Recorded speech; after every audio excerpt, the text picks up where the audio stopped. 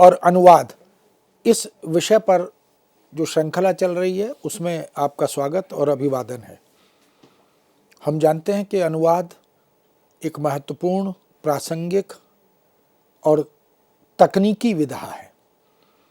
अनुवाद ने जो एक लंबी यात्रा तय की है उसमें नकारात्मकता से उसकी छवि सकारात्मकता की तरफ चल निकली है और आज वैश्विक स्तर पर वैचारिक विनिमय, ज्ञान विज्ञान के आदान प्रदान की दृष्टि से और अद्यतन अधुनातन जानकारियों को अर्जित करने की दृष्टि से भाषा और विषय के आधुनिकीकरण की दृष्टि से अनुवाद की महत्ता लगातार बढ़ रही है, उसकी स्वीकृति बढ़ रही है शिक्षा के क्षेत्र में और तमाम तकनीकी, वैज्ञानिक, प्रौद्योगिकीय क्षेत्रों में। यदि कहा जाए कि चहुमुखी और बहुमुखी विकास के क्षेत्र में अनुवाद एक सशक्त उपकरण बन गया है, अनुवाद एक सशक्त साधन बन गया है। प्रत्येक व्यक्ति, चाहे वो साहित्य के क्षेत्र में हो, शिक्षा के क्षेत्र में हो, उद्योग के क्षेत्र में हो, वह चाहता है कि अनुवाद के माध्यम से उसका विस्तार हो, उसकी आत्मा का विस्तार हो, उसके व्यवसाय का विस्तार हो और ज्ञान की तमाम जो शक्तियां हैं उन सब का भी विस्तार होता चले।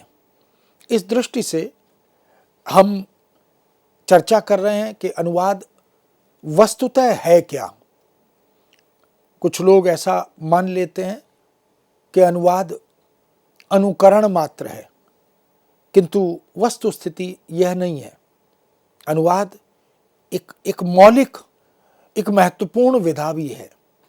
अनुवादक पर निर्भर करता है कि वह अनुवाद को कैसे पठ्य बनाए, सुपठ्य बनाए, बोधगम्य बनाए, सहज बनाए, ग्राह्य बनाए, ये उस पर निर्भर करता है।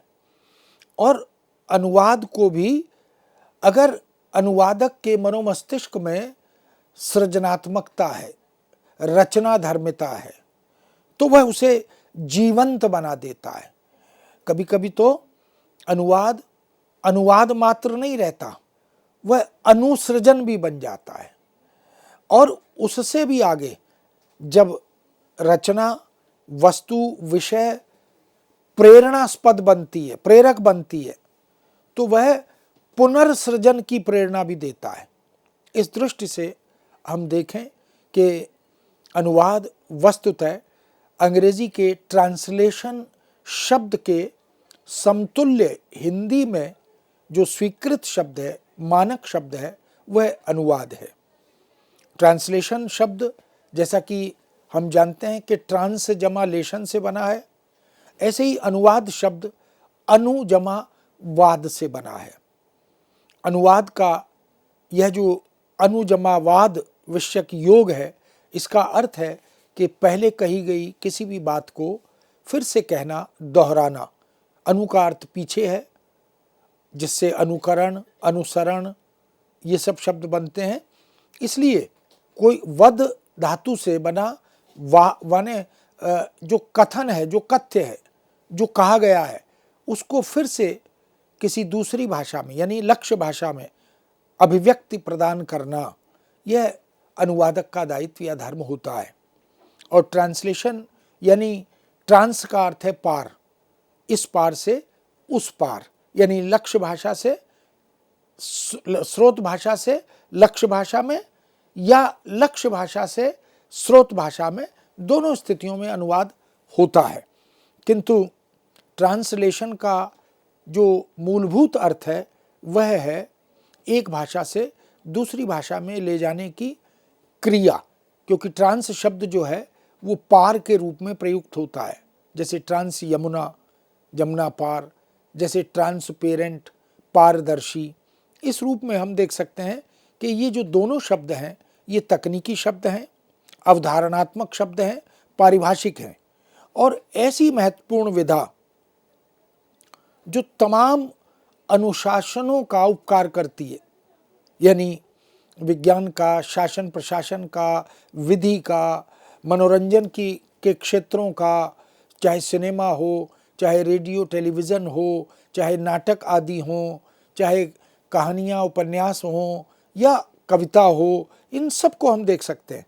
और एक लंबी, एक सुदीर्घ परंपरा भारत में अनुवाद की मिलती है।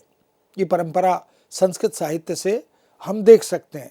संस्कृत से होती हुई पाली, प्राकृत, अपभ्रंश और इसी तरह आदिकालीन हिंदी साहित्य, भक्तिकालीन हिंदी साहित्य, रीतिकालीन हिंदी साहित्य, जैन साहित्य, नाथ साहित्य, सिद्ध साहित्य, इन सब में अनुवाद ने बड़ी महत्वपूर्ण भूमिका निभाई है। ऐसी अनुवाद विधा की जब प्रासंगिकता की बात करते हैं, प्रासंगिकता से अभिप्राय है रेलेवेंस से, यानी सार्थकता से, उसकी उपादेयता से। जब हम इस पर दृष्टि डालते हैं तो हम देखते हैं कि आधुनिक युग संचार क्रांति का, सूचना प्रौद्योगिकी का युग माना जाता है। और हम सब जानते हैं कि सूचना प्रौद्योगिकी या संचार क्रांति, इसकी अगर रीढ़ कोई है, इसकी अगर कोई बैकबोन है, तो वह अनुवाद है। इस संदर्भ में आज अनुवाद की प्रासंगिकता असंदिग्ध हो गई है, क्योंकि प्रौद्योगिकी ने, सूचना ने, भाषाओं के आदान प्रदान ने इस विधा को बहुत सशक्त बना दिया है, बड़ा कारगर बना दिया है। आज का युग संचार क्रांति, सूचना प्रौद्योगिकी का युग है, इसीलिए अनुवाद की प्रासंगिकता पहले से ज़्यादा हो गई है, अधिक हो गई है, उसकी स्वीकृति भी बढ़ गई है। एक समय था कि कोई अपनी रचना का अनुवाद करने की अनुमति नहीं देता था, लेकिन आज मूल रचनाकार यह चाहता है, चाहे कविता हो, चाहे गद्य की विधाएं हो, चाहे ज्ञान विज्ञान हो, तकनीक प्रौद्योगिकी हो, उसकी यह हार्दिक इच्छा रहती है कि उसकी रचना का अनुवाद हो और दूसरी भाषा के, दूसरे समुदाय के लोग, दूसरी जाति और धर्म के लोग, दूसरे देश और प्रदेश के लोग, वह भी उस रचना से उपकृत हों, लाभान्वित हों। इसीलिए चाहे ज्ञान विज्ञान हो, तकनीक हो, किसी भी क्षेत्र में हम देखें, निरंतर आज प्रगति हो रही है। विश्व का पूरा परिदृश्य बदल रहा है। आज हम भारत को भी एक विकसित देश की ओर बढ़ते हुए देख रहे हैं। इसीलिए चारों तरफ की जो उन्नति है, प्रगति है, वह इस बात की साक्षी है कि संपूर्ण विश्व अब एक इकाई, एक ग्लोब बन गया, एक ग्रामीण इकाई बन गया है। भूमंडलीकरण की अवधारणा, जो मूलभूत भारत की वसुधैव कुटुंबकम की अवधारणा है, वह एक विश्वग्राम की संकल्पना के आधार पर हमारे सामने उपस्थित हो रहा है। और इस विश्वग्राम को जन सामान्य तक, देश विदेश में, पूरे वैश्विक धरातल तक ले जाने का काम संचार माध्यम कर रहे हैं और उसकी सहायता अनुवाद कर रहा है। इसलिए ज्ञान विज्ञान का क्षितिज अब निरंतर विस्तृत होता जा रहा है, बड़ा होता जा रहा है। वैसे ही देश विदेश के अनेक भाषा भाषी समुदायों का मिलाप भी अब इसी कारण हो पा रहा है, यानी एक वैश्विक संवाद का रूप अनुवाद ले रहा है। ये हम जानते हैं कि किसी भी व्यक्ति के लिए दुनिया की या देश की समस्त भाषाओं का ज्ञान संभव नहीं है, लेकिन अनुवाद उसे आदान प्रदान का, विनिमय का मार्ग दिखाता है, उसके लिए सहज राह उपलब्ध कराता है। ज्ञान विज्ञान के विश्वव्यापी प्रचार प्रसार से मानव चेतना को नए आयाम मिले हैं। मानव चेतना ने नए नए आयामों और क्षितिजों को संस्पर्श करने का काम प्रारंभ किया है। विश्व बंधुत्व और पारस्परिक संवेदनाओं की अभिव्यक्ति, इनके लिए अनुवाद अत्यंत उपयोगी सिद्ध हो रहा है। अनुवाद की इस निरंतर बढ़ती प्रासंगिकता के कारण भारत सरकार ने भी राष्ट्रीय अनुवाद मिशन की एक योजना साकार की है और नई, यानी राष्ट्रीय शिक्षा नीति के अंतर्गत भारत सरकार यह भी चाहती है कि अब हर राज्य में अनुवाद की एक अकादमी स्थापित हो, अनुवाद का एक स्वतंत्र केंद्रीय विश्वविद्यालय बने, जिससे भाषाओं की साहित्य सामग्री का संरक्षण हो सके, परस्पर विचार विनिमय हो सके और ये जो ज्ञान विज्ञान की सामग्री लिपिबद्ध है, जो पुस्तकाकार रूप में या लिखित रूप में उपलब्ध है, उसका परिरक्षण हो सके। हायर एजुकेशन यानी उच्च शिक्षा का जो भारतीय भाषांतरण संकल्प है, जो कालजयी भारतीय साहित्य की रचनाएं हैं, जो भारतीय भाषाओं में परस्पर अनुवाद के माध्यम से राष्ट्र की अस्मिता को, राष्ट्र की एकता को, समन्वय को, समभाव को, समरसता को सशक्त बनाने का काम करते हैं, उनको उजागर किया जाए। और जो राग द्वेष है, जो तमाम मन मुटाव हैं, उनको दूर करने में, एक आत्मीय समझदारी पैदा करने में, विकसित करने में अनुवाद बड़ा महत्वपूर्ण बन गया है। अनुवाद की विधा महत्वपूर्ण बन गई है। इसमें अनुवादकों का, इसमें भाषा और शिक्षा विदों का, साहित्य के मर्मज्ञों का योगदान निश्चित रूप से स्तुत्य है, वंदनीय है। शिक्षा का सामान्यीकरण हो और अनुवाद द्वारा एक भाव उत्कृष्ट समाज में व्याप्त हो सके। यानी यह जो भेदभाव की राजनीति है, भेदभाव की भावनाएं हैं, इनसे ऊपर उठकर हम अभेद राष्ट्र की परिकल्पना की ओर बढ़ सकें। इसलिए प्राचीन काल में अनुवाद सृजनात्मक साहित्य तक सीमित था, यानी कविता का अनुवाद, कहानी उपन्यास का अनुवाद या ज्ञान विज्ञान की तमाम रचनाओं का अनुवाद। किंतु आज तो अनुवाद हमारे जीवन व्यवहार का एक अनिवार्य हिस्सा बन गया है। वास्तविकता तो यह भी है कि अनुवाद भाषाओं का न होकर संस्कृतियों का होता है। अनुवाद केवल शब्द का यानी शरीर का नहीं होता, बल्कि अर्थ का, अर्थ छटाओं का, यानी अर्थ के शब्द के भीतर बैठी उसकी आत्मा का अनुवाद होता है। इसीलिए भाव महत्वपूर्ण हो जाता है और भाव के संचरण के लिए, विनिमय के लिए हम अनुवाद की शरण लेते हैं। इसी तरह अनुवाद दो संस्कृतियों के बीच एक सांस्कृतिक आदान प्रदान का सशक्त और कल्याणकारी, लोकहितकारी सेतु बन जाता है।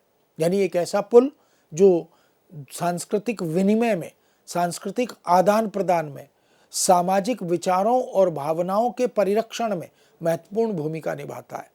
ऐसे में अनुवाद एक सांस्कृतिक सेतु का काम करता है, एक ऐसा सेतु जो बहुदिशागामी, बहुआयामी है, जो किसी भी आवागमन की सुविधा को उद्घाटित करते हुए निर्बाध रास्ता या मार्ग उजागर करता है। इसलिए ट्रांसलेशन केवल ट्रांसलेशन नहीं होता, बल्कि वो ट्रांसरिलेशन बन जाता है।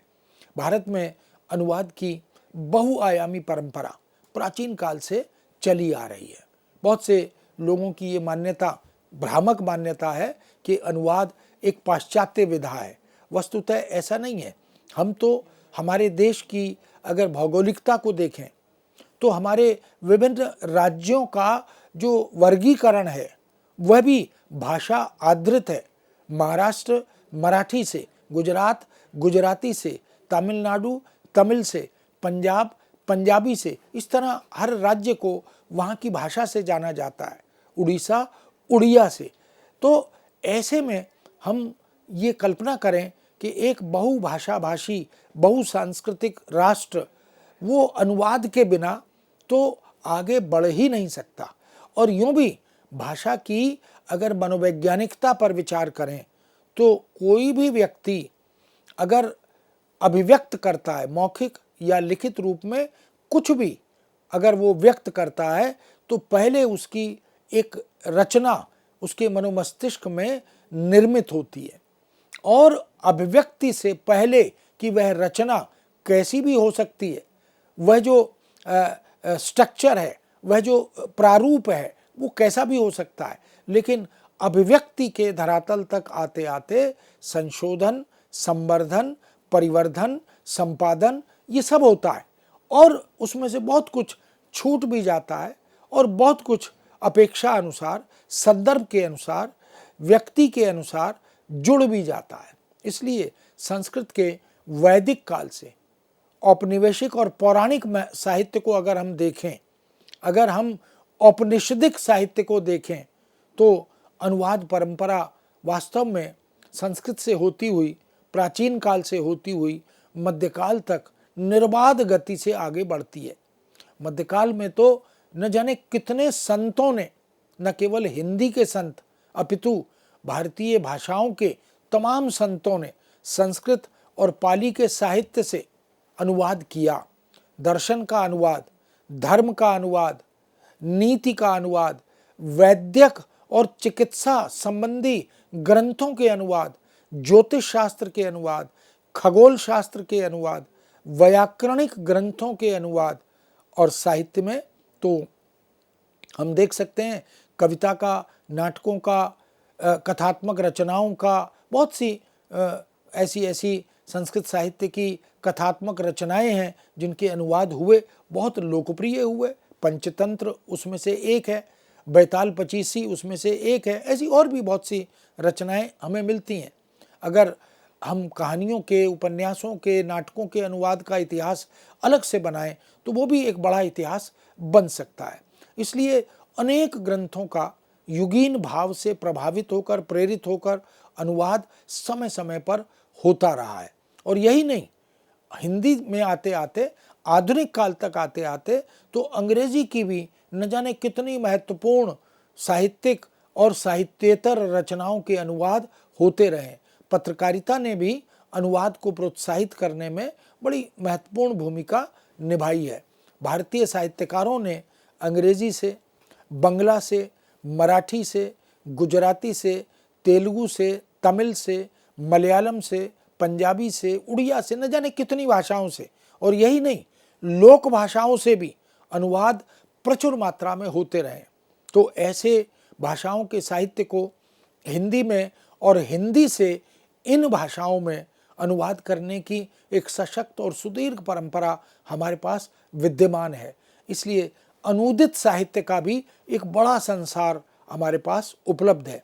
इस तरह अगर हम समग्रता के साथ देखें, विचार करें, तो राजनीतिक चेतना, राष्ट्रीय एकता की भावना, अखंडता की भावना, सांस्कृतिक नव जागरण की भावना, इन सब को अनुवादकों ने और अनुवाद ने एक नया क्षितिज प्रदान किया, एक युगांतरकारी, क्रांतिकारी परिवर्तन करके दिखाया।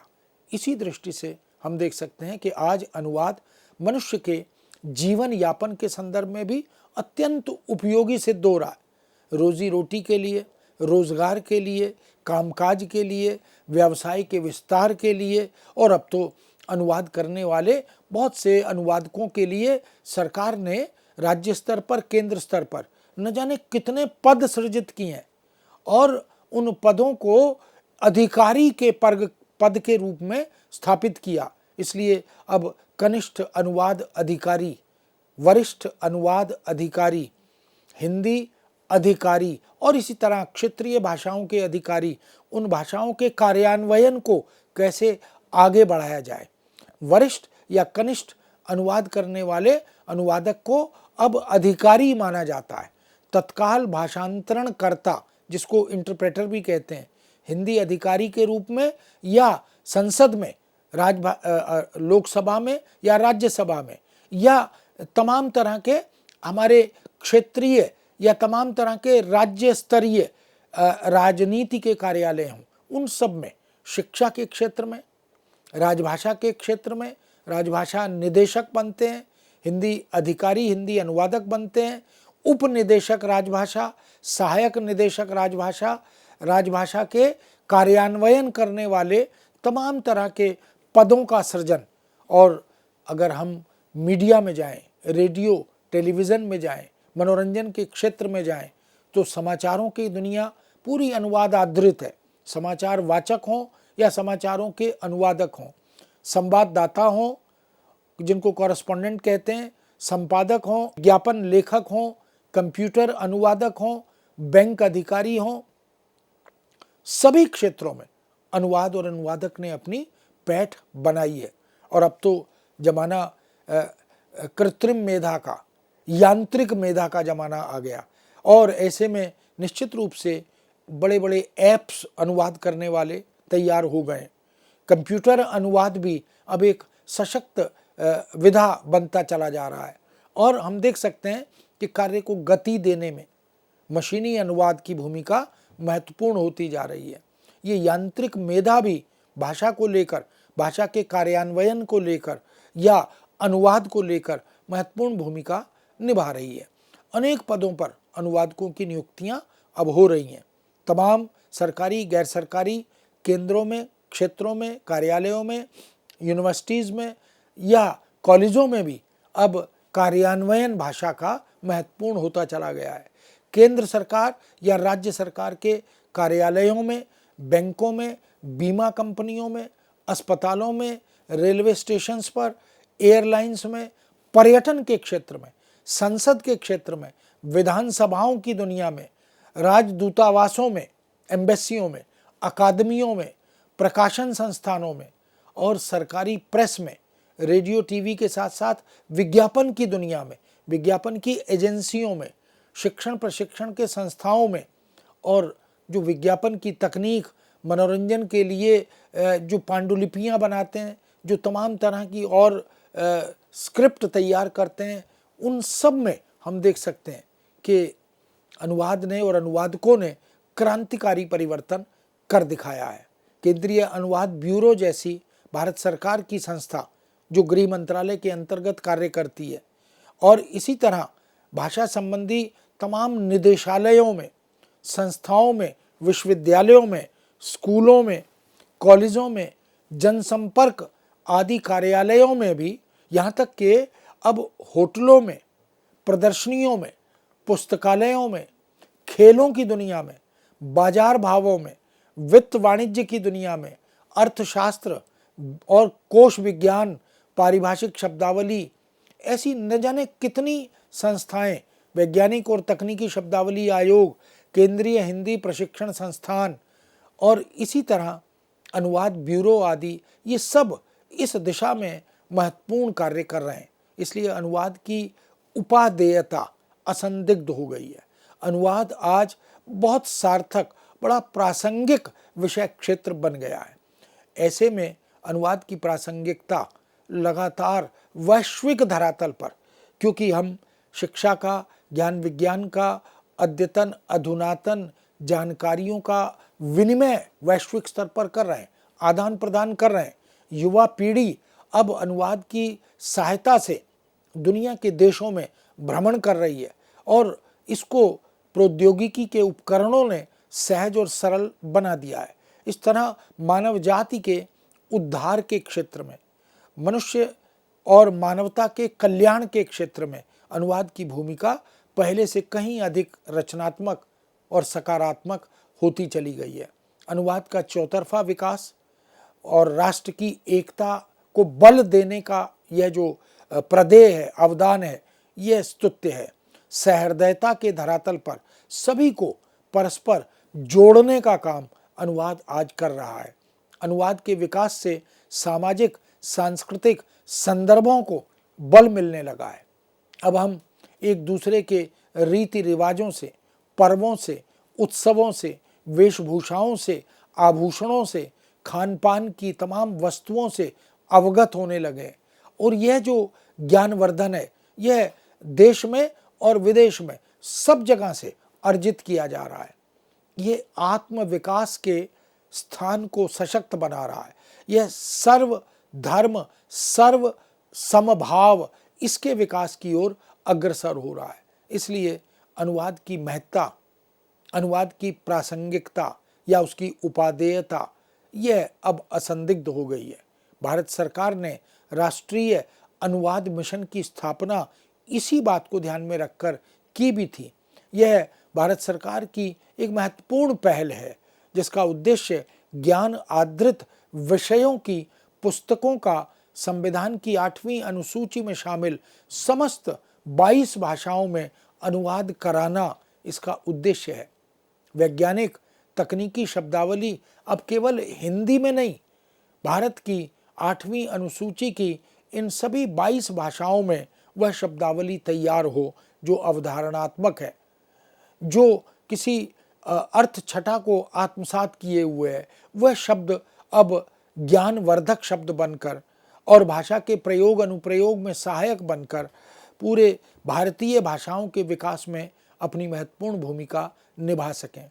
राष्ट्रीय अनुवाद मिशन की संकल्पना का विचार भारत के प्रधानमंत्री के एक वक्तव्य से उदित हुआ था, जिसके अंतर्गत उन्होंने इस बात पर बल भी दिया था कि बहुत से क्षेत्रों में जानकारी के लिए उसका अनूदित पाठ लोगों तक, देश के नागरिकों तक, युवाओं तक पहुंचना चाहिए। इसलिए राष्ट्रीय अनुवाद मिशन की फरवरी 2006 में दिल्ली की एक सभा के माध्यम से शुरुआत हुई थी।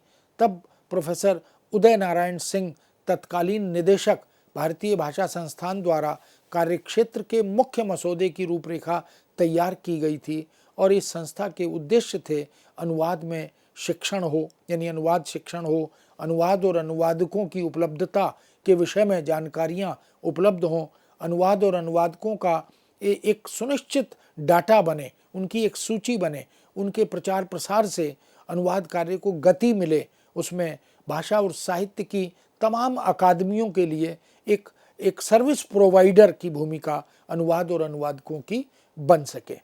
मित्रों, इस विषय को यहाँ विराम देते हैं, पुनः आपके समक्ष उपस्थित होंगे। आज्ञा दीजिए। नमस्कार।